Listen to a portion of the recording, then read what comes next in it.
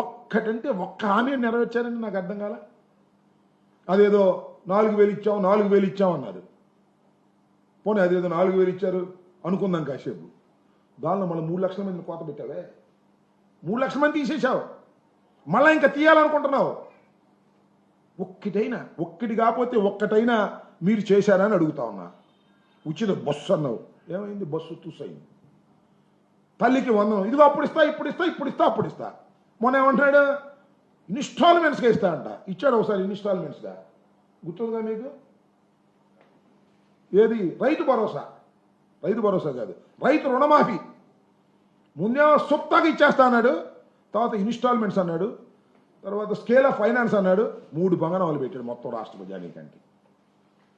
ఇంత దుర్మార్గమైన కార్యక్రమాలు చేస్తూ ఇవాళ చంద్రబాబు నాయుడు గారు, అసలు నాకు తెలియకొడతానండి, చంద్రబాబు నాయుడు గారు మీకు పరిపాలన చెయ్యాలని ఉందా?